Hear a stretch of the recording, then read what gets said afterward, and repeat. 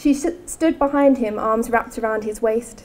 His hair smelt of smoke and gleamed from grease.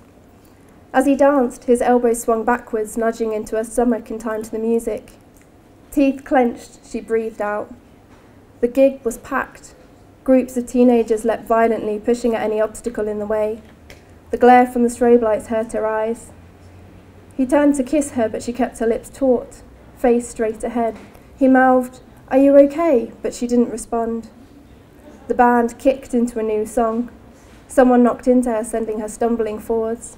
She was soaked in other people's sweat. He gripped her hand to help, grinning. "I love this song," he mouthed, and wrapped a damp arm around her neck. Cringing, she concentrated on the band. She balanced on the tips of her toes, her heels slightly off the floor to allow her body to sway with the crowd. It was better to go with the flow than against it. Each time she responded to a ripple of movement, his arms would do the opposite, making her dizzy. She looked behind. There was no way out. The band started a softer song. She caught her breath while she could and moved her head from side to side in the waves to catch glimpses of people's faces in the dark, all fixated on the same thing. To her left, she could see a figure above the crowd, using the arms of others to push it along, a long trail of caterpillar legs spinning and twisting the body towards the front.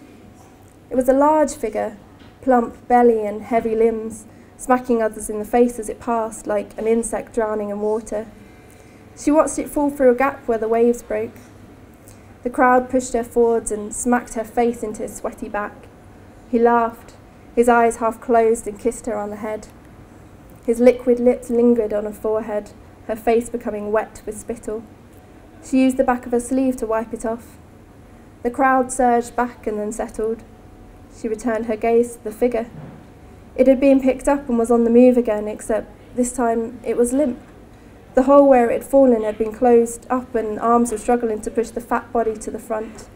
It was on its back, face up, arms lank. She stood higher on her toes to get a better look. Between the dips and curls of the crowd, she saw its face coming into view and out of view, into view and out of view. Its eyes were closed. Its mouth hung open. It was not conscious.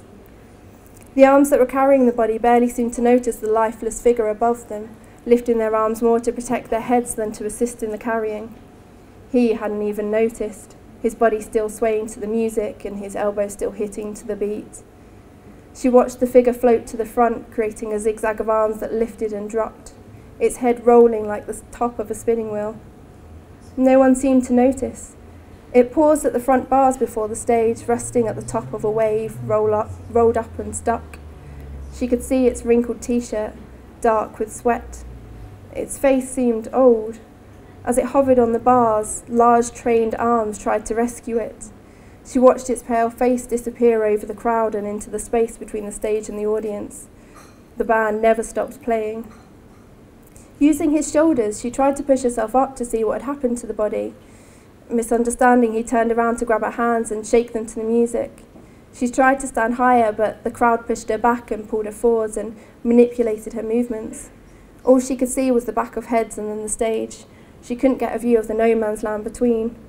Giving up, she settled back to the flow of the crowd and allowed herself to be forced to dance.